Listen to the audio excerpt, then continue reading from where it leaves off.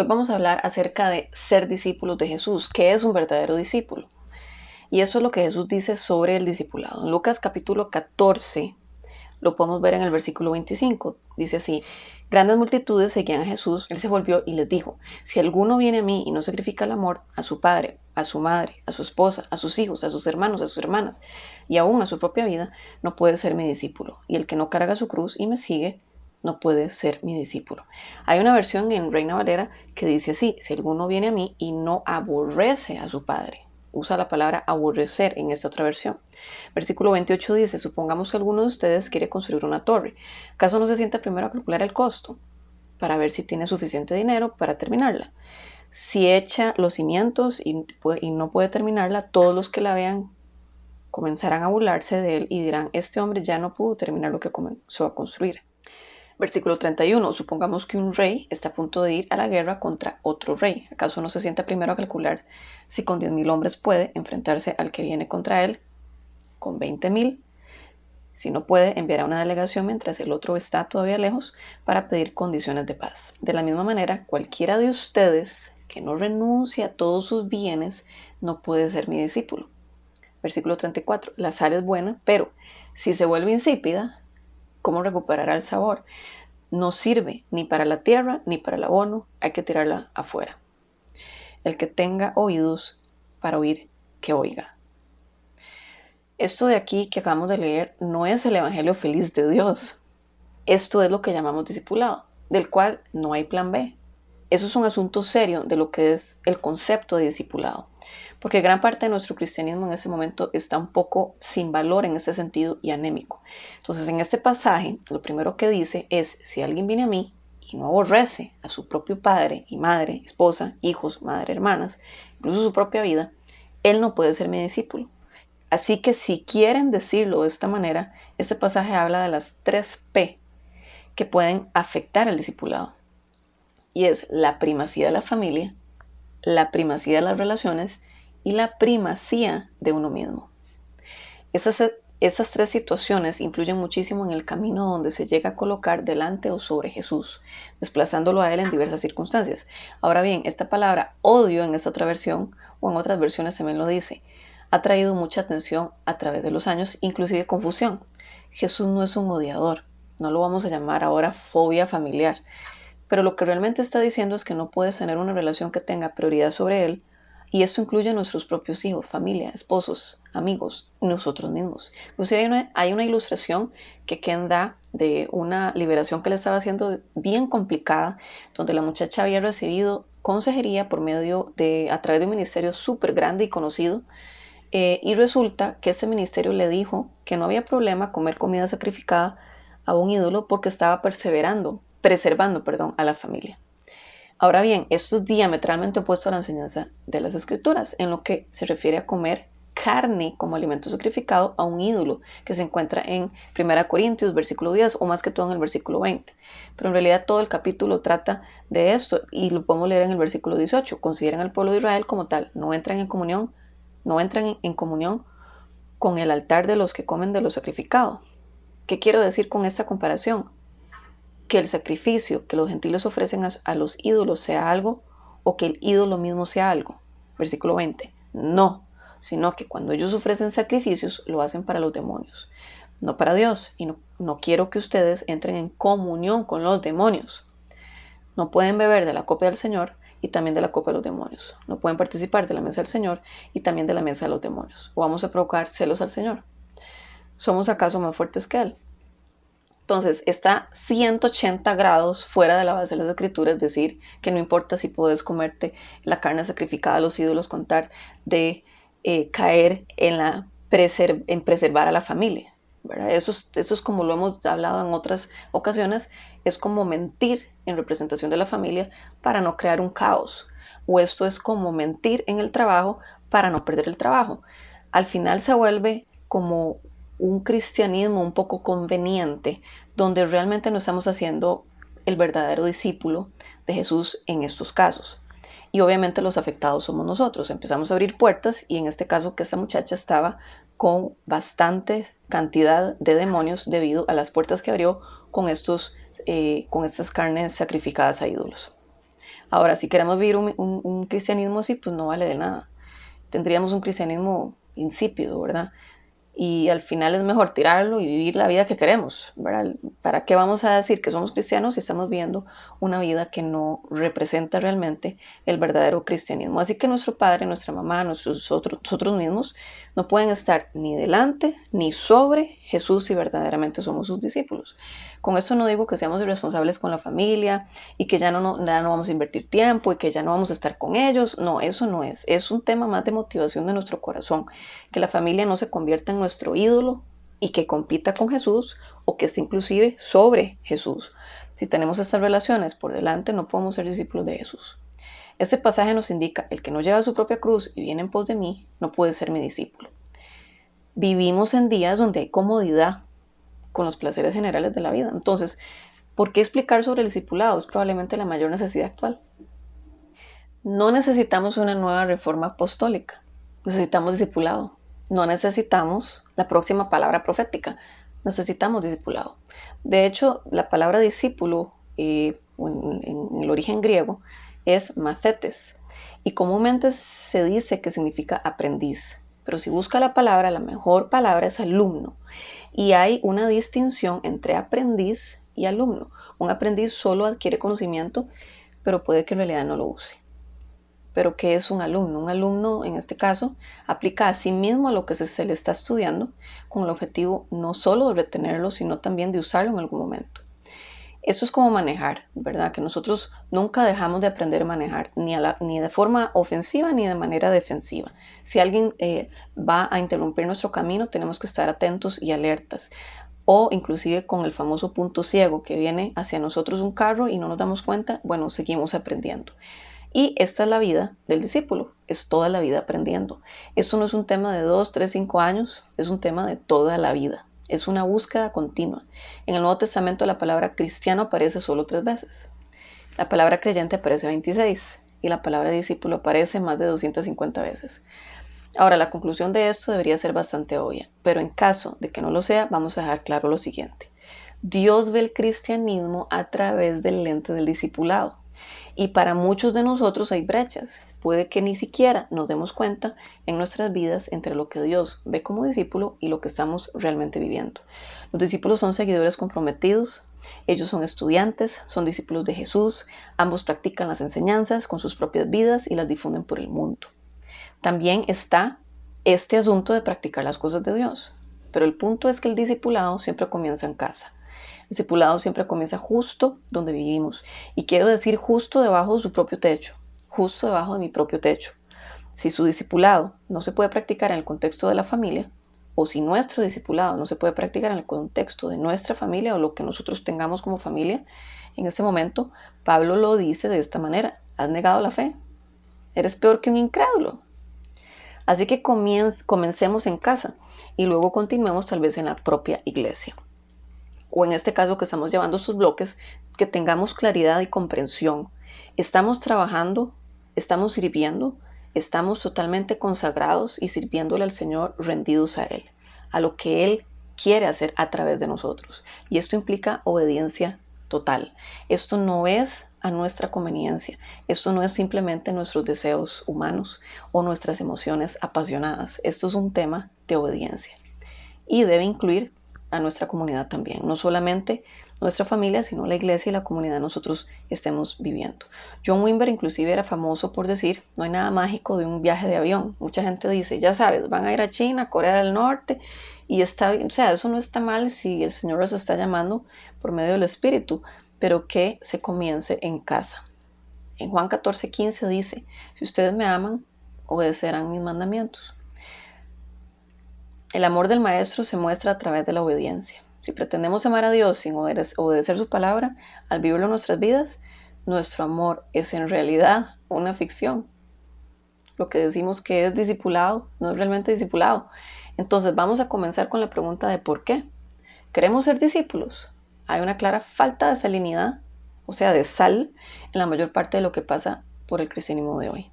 Entonces, la primera razón es que realmente no podemos restaurarlo a su estado original, que es lo que significa que necesitamos odres nuevos. ¿Por qué queremos ser discípulos entonces? Bueno, hay este pequeño problema, y es que en nuestra sociedad hay un cristianismo llamado consumo, un cristianismo de consumo. ¿Qué es este cristianismo de consumo? Significa escoger y elegir lo que quiero. Cree esto, pero aquello no. Y la mayor parte de eso comienza con la premisa fundamental de que las escrituras no son completamente confiables, ni son verdaderas, esta parte sí, esta parte no. Hay millones de cristianos, que se han apartado de la fe. Así que el cristianismo consumo es uno de los problemas clave en la iglesia occidental de hoy. Ahora, los consumidores cristianos, como todos los consumidores, quieren la mejor oferta, el mejor precio. Quieren el costo más bajo para el producto en cuestión. Y en este caso, el costo normalmente no se mide en dólares o en dinero, en colones, sino que se mide en cosas como elecciones de estilo de vida, compromisos, preferencias de compensación, si se quiere. Y así los cristianos consumidores seleccionan iglesias en función de cosas como, por ejemplo, iluminación, color de la alfombra, lo que predican, lo que complace sus oídos, lo que podrían satisfacer sus deseos.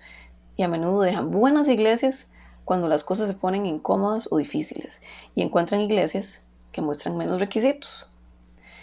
Así es como se ve el cristianismo de consumo. En 1 Timoteo capítulo 4 habla de esto. Pablo advirtiendo a Timoteo, acerca de las cosas por venir, y Timoteo siendo uno de sus discípulos clave. Dice así en 1 Timoteo, nueva versión internacional, versículo 4.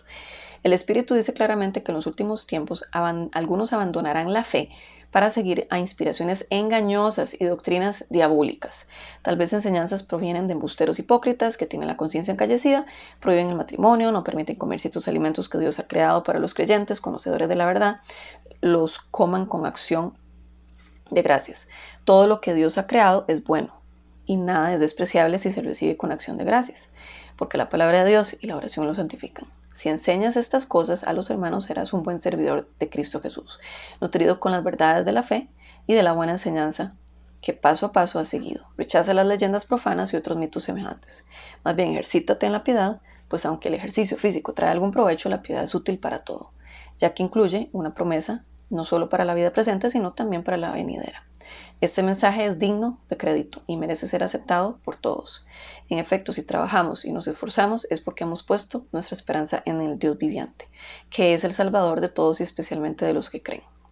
Encarga y enseña estas cosas, que nadie te menosprecie por ser joven. Al contrario, que los creyentes vean en ti un ejemplo a seguir en la manera de hablar, en la conducta y en amor, fe y pureza. En tanto que llego, dedícate a la lectura pública de las Escrituras y a enseñar y animar a los hermanos. Ejercita el don que recibiste mediante profecía cuando los ancianos te impusieron las manos. Sé diligente en estos asuntos, entrégate de lleno a ellos, de modo que todos puedan ver que estás progresando. Ten cuidado con tu conducta y tu enseñanza. Persevera en todo ello, porque así te salvarás a ti mismo y a los que te escuchen. Entonces, él era uno de los seguidores claves que había adoptado sus valores, el estilo de vida y la filosofía del ministerio. También vemos en 2 Timoteo capítulo 4, dice así: en la presencia de Dios y de Cristo Jesús ha de venir en su reino y que juzgará a los vivos y a los muertos. Te doy este solemne encargo. Predica la palabra, persiste en hacerlo, sea o no oportuno. Corrige, reprende, anima con mucha paciencia, sin dejar de enseñar, porque llegará el tiempo en que no van a tolerar la sana doctrina, sino que llevados a sus propios deseos se rodearán de maestros que les digan las novelerías que quieren oír. Dejarán de escuchar la palabra y volverán a los mitos. Tú, por el contrario, sé prudente, en todas las circunstancias soporta los sufrimientos, dedícate a la evangelización, cumple con los deberes de tu ministerio. Está diciéndole a Timoteo: te estoy poniendo bajo juramento, pues en la presencia de Dios y de Cristo Jesús, y por su manifestación segura y por su reino que no tiene fin. Por eso este encargo es perdurable e inquebrantable: predicar la palabra.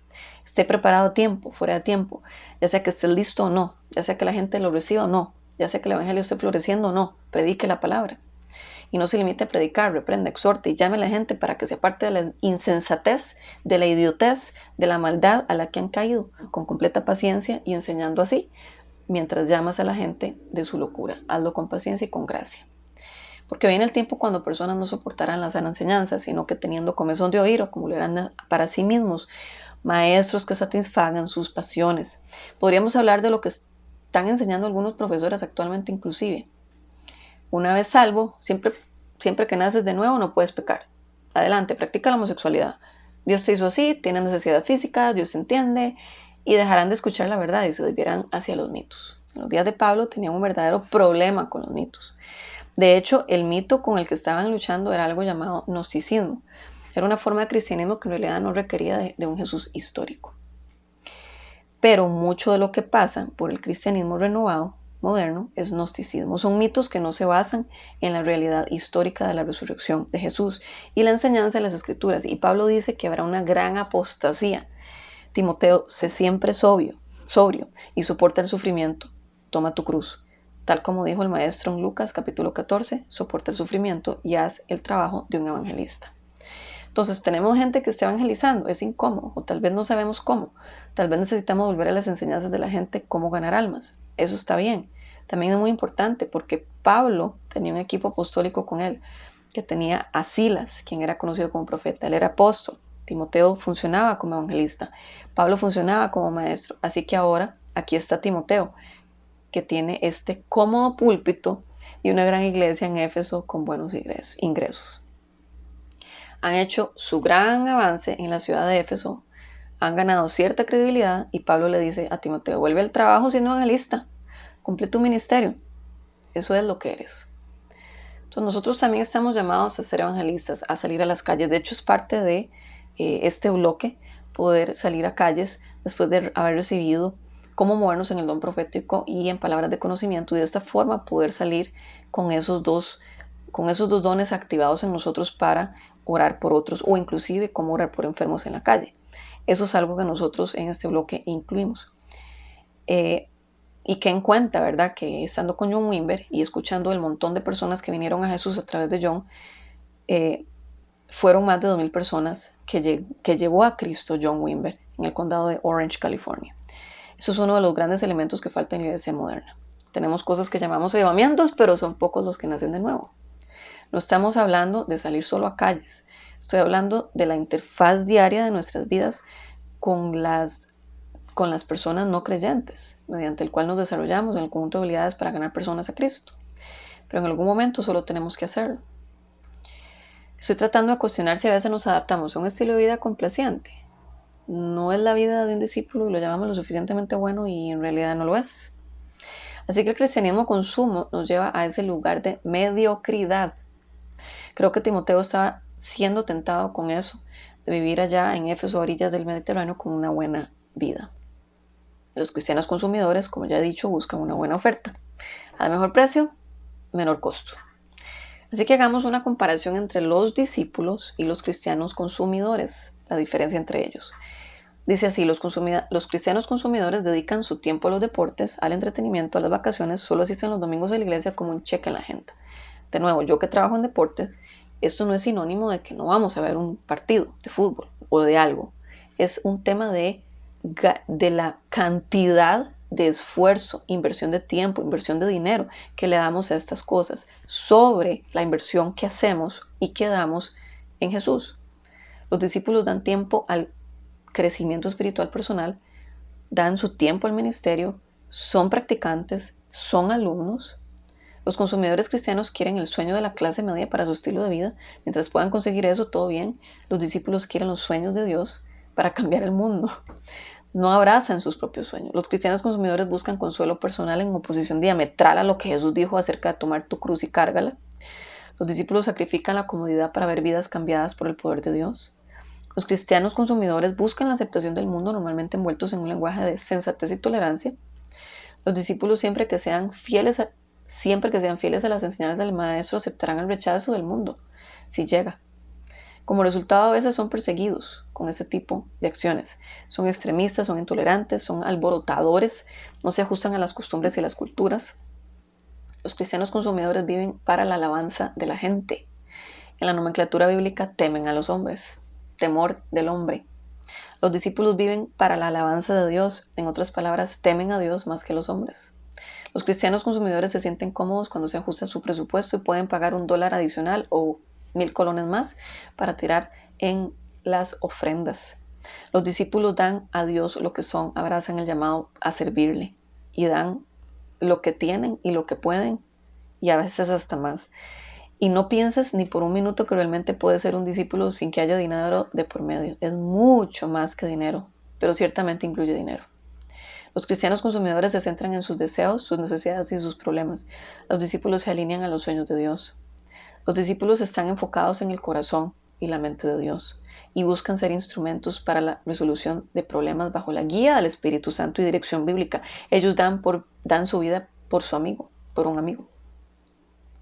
Cristianos consumidores, mientras pasan sus vidas en su propio juego acumulando dinero para la cuenta de jubilación, enfocados únicamente en esto, y conseguir una segunda casa o tercera casa, o comprar un barco o un bote o un jet o un auto por mero placer.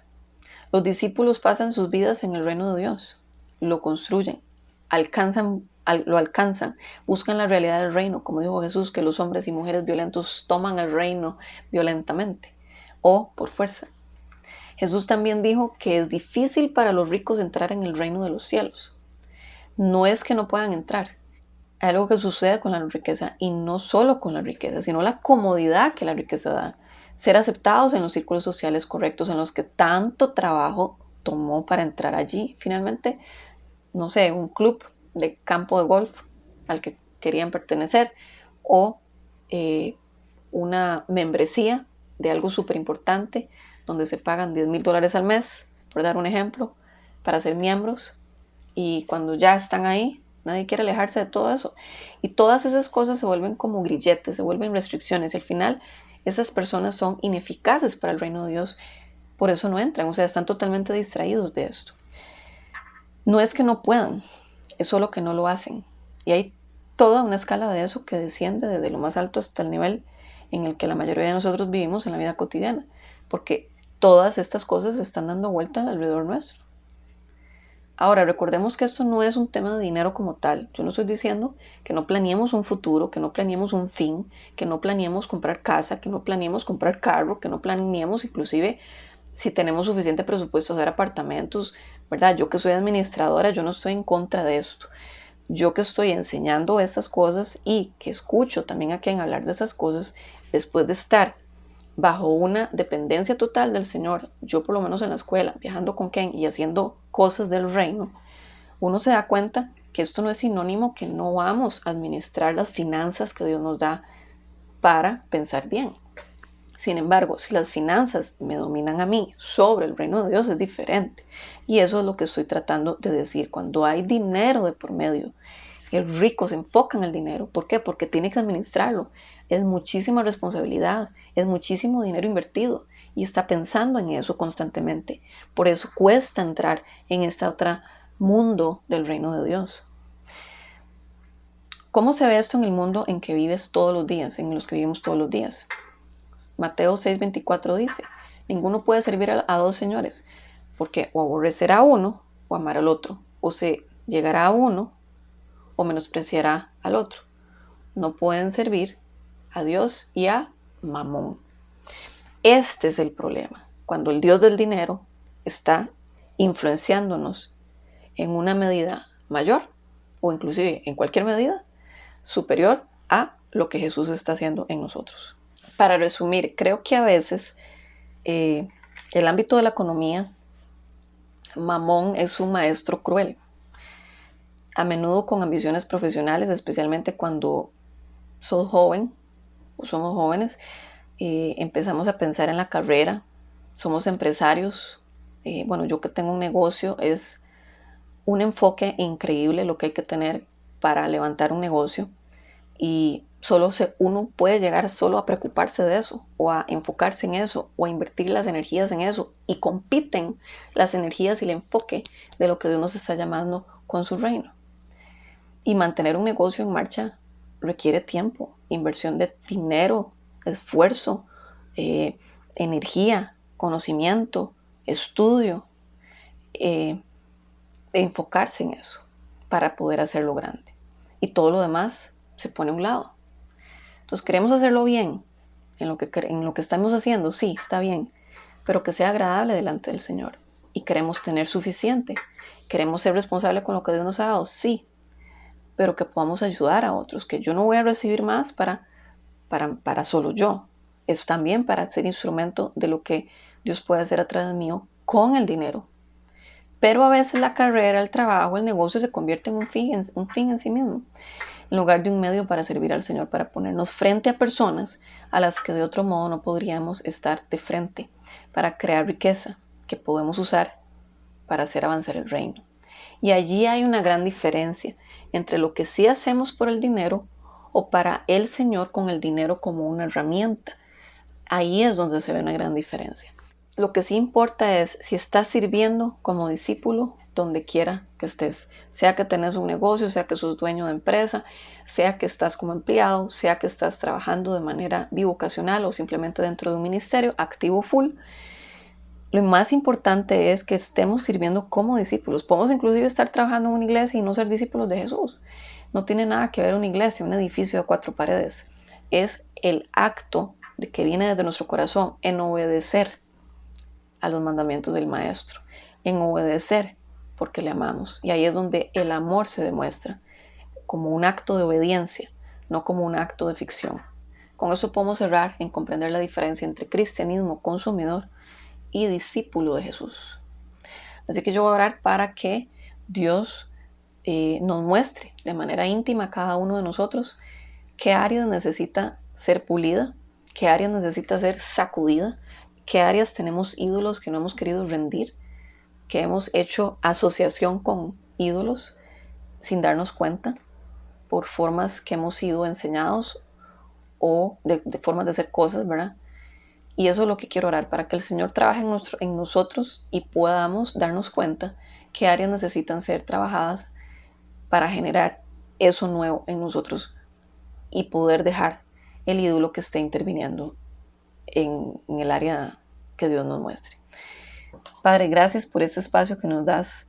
Gracias porque nos damos cuenta, Señor, que ser un discípulo tuyo requiere inversión en todo sentido. Y esto implica obediencia, Señor. Obediencia absoluta. Yo te pido, Señor, que aquellos que hemos llegado hasta acá, no solo de aprender de ti y enseñar de ti, que pongas en nosotros, Señor, una convicción y una sensibilidad de qué áreas nosotros debemos de rendirte, qué áreas están todavía en nosotros como ídolos activos, para renunciar a ellos y simplemente rendirlos a ti y someternos a ti, Señor. Te pedimos perdón de antemano si hay ídolos que nos muestres a los cuales nos hemos sometido por diversas circunstancias y conveniencias. Queremos agradarte solo a ti, queremos adorarte solo a ti, queremos consagrarnos solo a ti y queremos ser tus discípulos, Señor. Yo te pido, Señor, que rompas en nosotros todo ídolo, todo egoísmo, cualquier cosa, Señor, que impida, inclusive el amor a nosotros mismos, el amor a los demás sobre vos.